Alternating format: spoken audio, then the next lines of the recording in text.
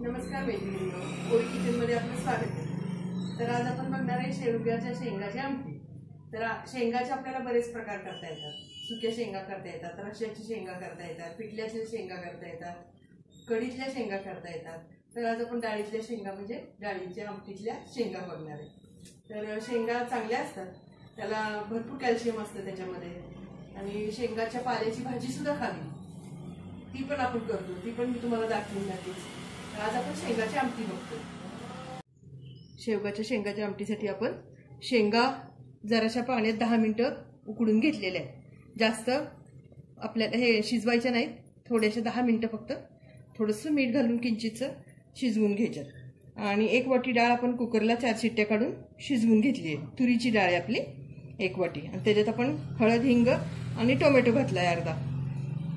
लसूण आपण घेतलाय ठेचून, 1 कुडी 10-15 पाकळ्या, 10-15 आपण कढीपत्त्याच्या पाकळ्या घेतल्या, थोडीशी कोथिंबीर, थोडासा गूळ, गोडा मसाला, तांबडं तिखट, हिंग, हळद आणि जिरं मोहरी, थोड्याशा मेथ्या।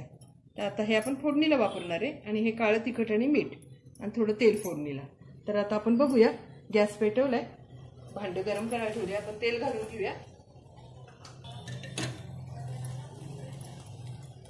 1 ते 1.5 पळी आपण तेल घालूया। तेल गरम झाले आपलं, थोडी आता आपण फोडणी देऊन घेऊया। थोड्याशा मेथ्या घातल्या,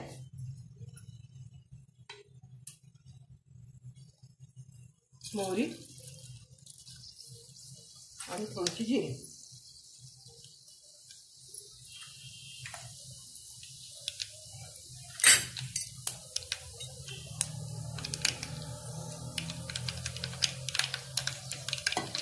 लसूण घालून घेऊया, लसूण जरा हलवायचं आणि कढीपत्ता घालून घेऊया।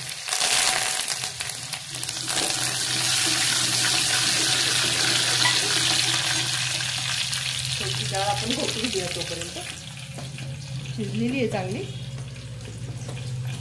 नुसती थोडीशी हलवून घ्यायची।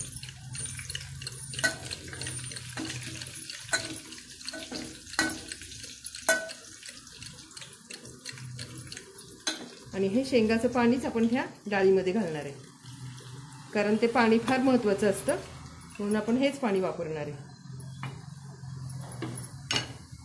आता आपण तिखटामध्ये थोडंसं 1 चमचा काळं तिखट घालूया, हे फोडणीमध्ये काळं तिखट घालूया, आणि थोडीशी मिरची पावडर म्हणजे घरचं केलेलं तिखट घालूया 1 चमचा।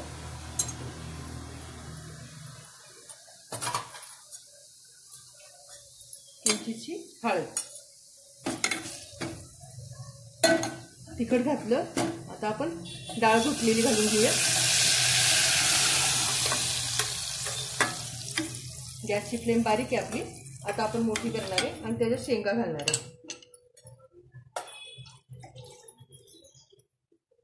या शेंगा घालणार आहे आपण, थोड्याशा उकळून घेतलेल्या, थोडी कोथिंबीर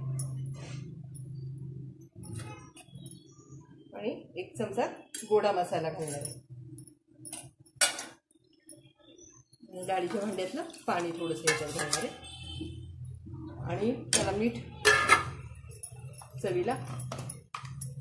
शेंगात आपण मीठ टाकले, पण अगदी थोडं टाकले, 1 चमचा आपण याच्यात मीठ घालून घेणार आहे। तुम्हाला आवडत असेल तर गूळ टाका, नाही टाकला तरी छान लागते। गूळ टाकल्यावर पण चव छान येते, कारण आपण गोडा मसाला घातलाय ना, म्हणून आपण गूळ घालणार आहे। गोडा मसाला आपण ज्याच्यात घालू त्यात गूळ घातला म्हणजे चव छान होती। आता आपण छान त्याला थोडंसं पाणी टाकू, आपण घट्ट वाटते जराशी, थोडंसं आपण पाणी टाकूया, थोडंसं पाणी टाकू आपण। फार वेळ लागत नाही, तयारी व्यवस्थित करून घेतली की कुठली गोष्ट पटकन व्यवस्थित होती, त्यामुळे आपण तयारी करून ठेवली होती, त्यामुळे पटकन झालं आपलं। तर आपली आमटी छान उकळलेली आहे, तर आपण आता ती सर्व करूया। तर तयार आहे आपली शेवग्याच्या शेंगाची आमटी। आरोग्याला पण चांगली असते, शेंगा खाल्लेल्या छान असतात, त्यामुळे तुम्ही नक्की व्हिडिओ पूर्ण बघा आणि करून बघा। कमेंटमध्ये मला काय विचारायचं असेल तर नक्की विचारा, लाईक करा, शेअर करा, सबस्क्राईब करा। असंच आपण छान छान रेसिपीसह पुन्हा भेटू ओवी किचनमध्ये। तोपर्यंत धन्यवाद।